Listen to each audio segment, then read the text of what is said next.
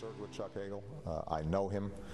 He is a patriot. He is somebody who has done extraordinary work both in the United States Senate, somebody who served this country with valor in Vietnam, and is somebody who's currently serving on my Intelligence Advisory Board and doing an outstanding job. I haven't made a decision on this. I think a lot of Republicans and Democrats are very concerned about Chuck Hagel's position on Iran sanctions, his views toward Israel, Hamas and Hezbollah, and that there is wide and deep concern about his policies. All of us like him as a person. It will be up to the president to make this selection. I can tell you there will be very little Republican support for his nomination. At the end of the day, there will be very few votes.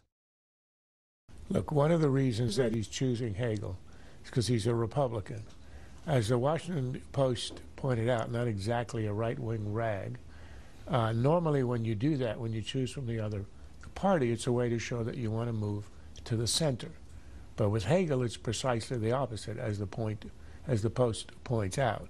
Hagel is not only way to the left of Republicans, he is to the left of Obama himself on several crucial issues, and as the Post put it, on the fringes of the Senate. So this isn't a move to sort of to reach across the aisle. This is a move leftward. And the two major examples are crucial issues, the cutting of defense spending. Obama's own defense secretary today, Panetta, a Democrat, has said that if the sequester, the automatic Defense Department cuts go into effect, it would hollow out the military. It would be a catastrophe. When Hagel was asked about that by the Financial Times, he says the Pentagon needs to be pared down. So here he's to the left of the Obama administration on this. And then on Iran, look, we have a very serious national debate about whether we should attack using military threats or military attack or sanctions. There's serious, honorable people on either side of that. There is no debate about whether we ought to have sanctions except Chuck Hagel. He opposed the 2001 renewal of the Libya-Iran sanctions. In 2007, he opposed designating the Iranian Revolutionary Guards as a terrorist organization. As the Post points out, at the time it was working to kill Americans in Afghanistan. So he's the guy who says he doesn't want sanctions, he wants diplomacy. Obama's own policy is diplomacy with sanctions. And right now, when we're about to engage in the last-ditch negotiations with Iran, for Obama to appoint a man who opposes sanctions, what kind of signal is that to the Iranians at the other end of the negotiating table?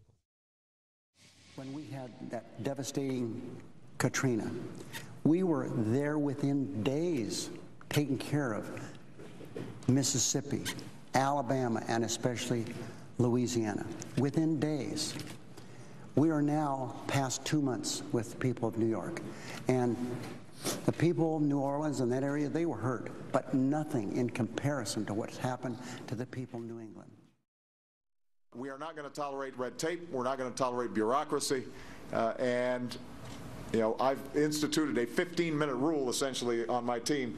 You return everybody's phone calls in 15 minutes. I promise. Promise. You're going to be okay. Everybody's safe, right? That's the most important thing, and then we're going to get this whole thing. We're going to get this whole thing set up. It's been almost a month now, and I've gotten no help and gotten nothing but, no, you're not covered for this. No, you're not covered for that. Sometimes the hypocrisy of the Democrats would leave Diogenes stunned. The Democrats spent 2 years savaging President Bush over his treatment of Katrina. And all of a sudden, it's a paragon of how to deal with disasters. And this idea that somehow the person to blame for the suffering of the people today, months after Sandy, who aren't getting help, who are stuck, as we saw in that clip, with the bureaucracy, which isn't helping them, is John Boehner, because of a bill he didn't pass on January the 1st. It's preposterous, and the press is playing along that line. I think what Boehner did in postponing the vote until today was absolutely right. That was a rape of the Treasury.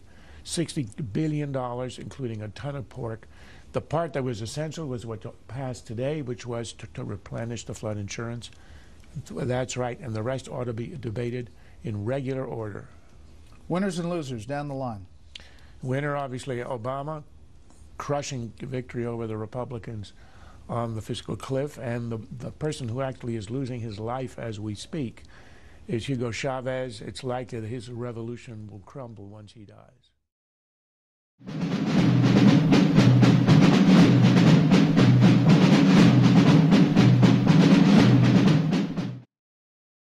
This has been a Sunfish production.